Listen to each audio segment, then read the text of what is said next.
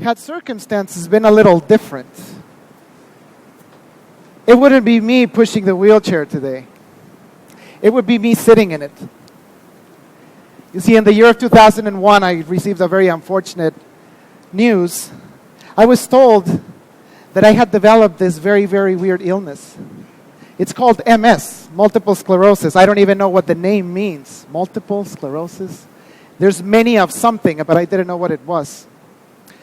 The way that I received the news was by a devastating event that ended my natural life.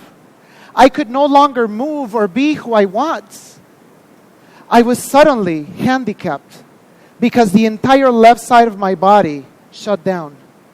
My vision was going away. My hearing was going away. And the most painful thing is that my sense of touch was going away. I could no longer feel people with my left hands. I could no longer feel that I was standing on the ground. Everything just felt so unnatural. I didn't feel like myself anymore.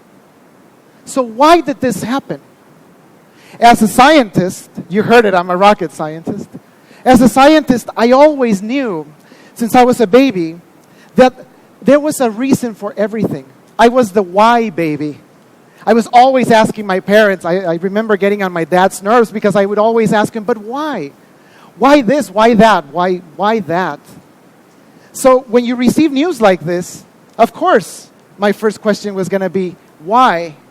But most importantly, why me?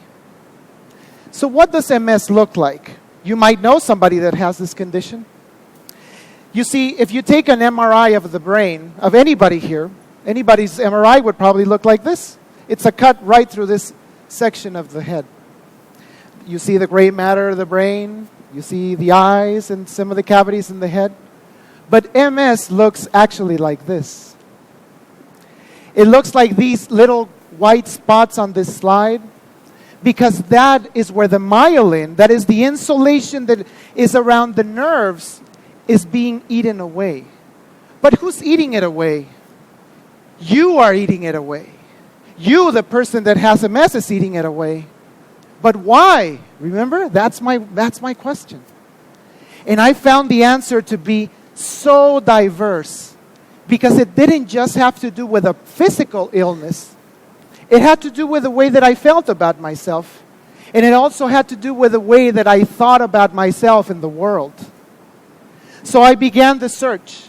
As I said, 2001 was the year where this appeared. So I said, this cannot continue this way. Because I had a dream. And the dream was to be an astronaut. I wanted to go to space. So the draw of the dream was more powerful than the circumstances that I was living. And I was never pessimistic. And I never used the illness to be a victim of life. I was in control of my life. And thus, I had the power to make what wasn't there yesterday go away tomorrow. Maybe the MS could be here today, but it's not going to be in my future. And that is what led me on the most beautiful path that I've ever lived on.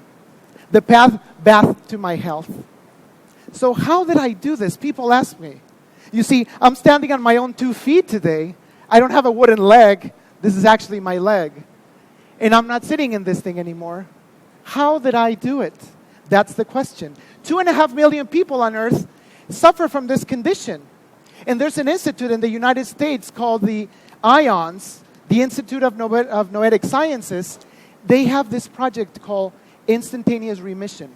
And MS has not been cataloged in that research. Would that make me the first one? I don't believe so. I've come across people, especially in the medical field, who have seen this happen before. And that's why I'm here today, to tell you it's not just about MS.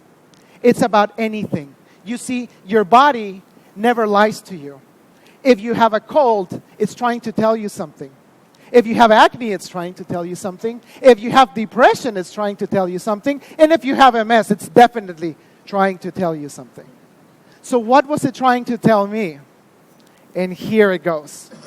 I cut it down in 3 parts. I said, let's take a look at the physical body. I came across this guy. His name is Dr. Glidden.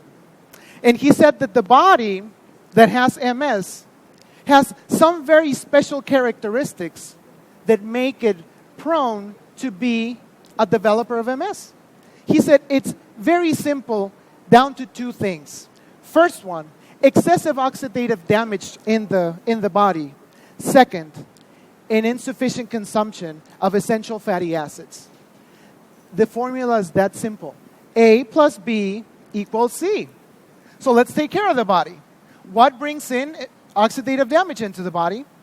And one of the greatest factors that I found was fried food. God, I love French fries. I love them. But, McDonald's French fries are amazing. I love them. I love fried chicken. I'm from the United States. We have fried chicken. It's the best thing you can ever have, right? Your grandma makes it for you. But I had to give it away. Because when you fry food, the oxidative index goes up a lot. I'm not saying 10 times. I'm saying in the hundreds. So I had to watch out for this. I eliminated this.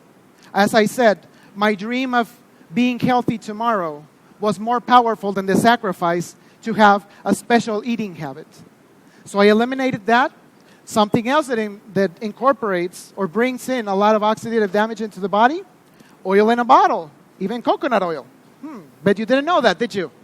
Everybody says it's the greatest miracle. It is for certain things, but watch out how you use it. You see, educate yourself about how to be healthy, and then you'll start knowing how to do the right choices. So I eliminated that. And then the other part was this essential fatty acid. You see, 75% of the brain is made out of healthy fat. The only problem is we don't eat healthy fat, we eat not good fat. So things like omega-3s, these supplements, or things that the omega-3s that come in fish, can also help with this condition. The other part is knowing how to nutrify yourself. The food that we eat today is depleted of nutrients. So we need to choose things that are organic. I'm not saying don't eat meat. Meat is great. It's delicious, right? Who doesn't like a good steak? I do, sometimes. But we have to learn to choose our food. Just like we have to learn to choose the things about our life correctly. See, we're not here just on a journey to see, okay, well, I got about 100 years in my life, so I'm just going to coast. I'm going to go to school. But who cares? No, life has meaning. There's a purpose for you being here. Each one of you has a very important reason, and the main task you have on this life is to find why you're here. Whether it's a speaker, whether it's somebody that cleans toilets. Believe it or not, I did it recently. When I started writing my book, I left NASA for a while, and I said, I'm going to go challenge my ego. And I went to a spiritual retreat center in Sedona, and I made beds, and I made the laundry and made food for other people, and I cleaned toilets, and I lived in a little cabin. And that was an amazing experience because it humbled me and it put my feet back into the ground, and it allowed me to write a wonderful book that's about to be published. So that's how you take care of your body. You start here. Reduce oxidative damage, sleep more, and reduce your stress. Because that leads me into the second part of the equation, your emotions. You see, your emotions drive your levels of cortisol, which is the fight or flight mode. If you're always ready to defend yourself because you're always in a hurry, you're never going to have time to chill, to make life meaningful. So having these elevated levels of cortisol, medical science has told us that they lead into a series of diseases. So we need to lower those levels of cortisol. We have to learn to control our emotions. And the pathway into the emotions was exactly my recipe for the MS. You see, why did I have it on my left side? Because psychology has told us that the left side of the body has to do with feelings, and that the right side has to do more with reason. So I knew that my feelings had the clue for my healing. But it didn't stop there. I went to the next part of me, and that was my mind, my thoughts. You see, all the time, we have thoughts that we don't even control, we don't even see. How many times do you have self-judging thoughts? How many times do you think that there's something wrong with you? there is nothing wrong with you. Everything is right with you.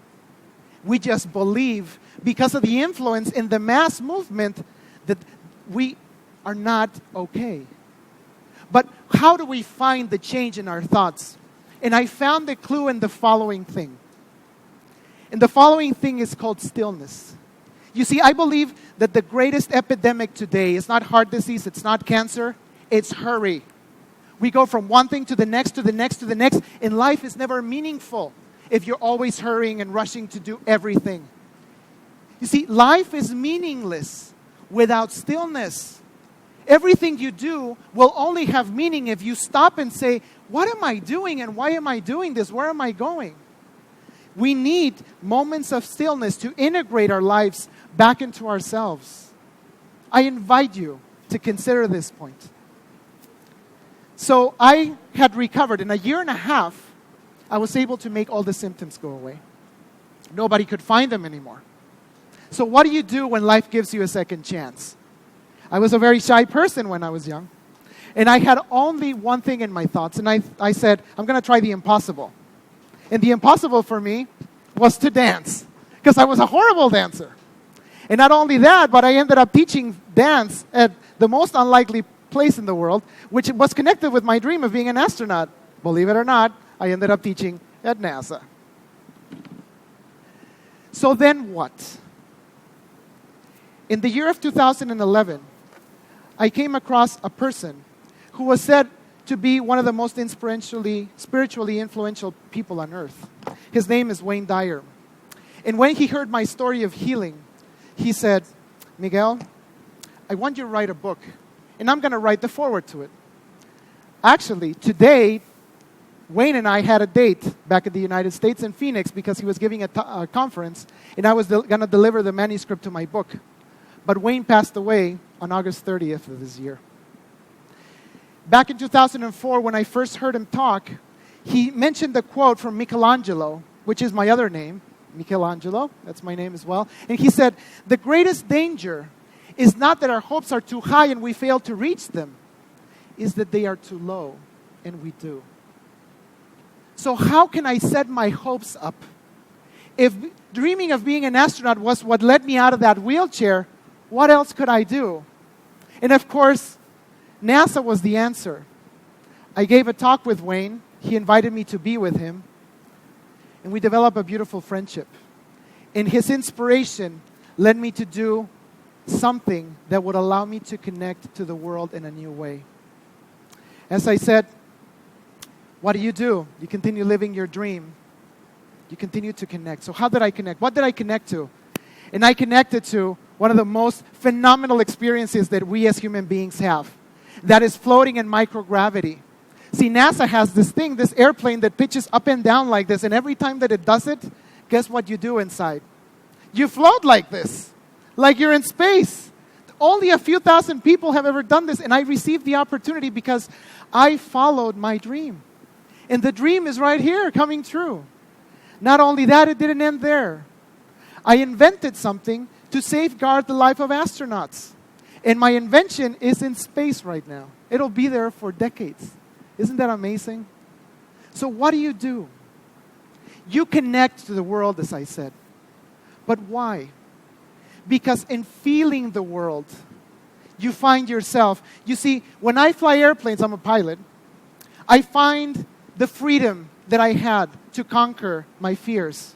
In jumping out of an airplane, I feel the same. I do it all for meaning and with meaning, and I always meditate. I simply just like floating. You see, I have this thing with floating. Not only do I look for connection in the heights of the earth, but I also look for it underneath. And I get to dive with the most fearful creatures, but what I found are the most beautiful creatures on earth. Sharks. These guys are my allies and my best friends, and I want to protect them. Every time that I look into their eyes, as you will in a minute, I see myself. I see that wisdom is gentleness. That fear is just an illusion, and it's just a shadow that as close as you get to a shadow, the closer you get, the shadow disappears. And through music, I find the joy of being. But what is doing all these things without having a moment of silence and introspection. And that is the message that I want to give you here. We need to learn to be within. It is not just about having an illness and finding yourself inside. It's about finding yourself inside in every moment. And feeling that connection to the world, feeling one little speck in the vastness of life, but feeling that you're here for a reason. I'm going to invite you now to do something with me. See, I'm a yoga teacher. And as that, I like to meditate. I teach people how to do this. And I want you to meditate with me today, because I feel that in the midst of this event that happened in Romania, we need to go within to find the answers we're looking for. Because we're all wondering why it happened. And I think that if we go within, doing what I'm about to show you, we're going to start finding those answers. So I invite you to close your eyes for a minute. This will be short. And take a deep breath with me. And I'm going to guide you on the shortest meditation that I think exists. These are words of wisdom. You see, all that the universe asks of you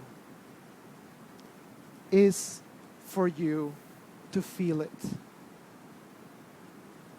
Because if we don't feel the universe, we will not know it.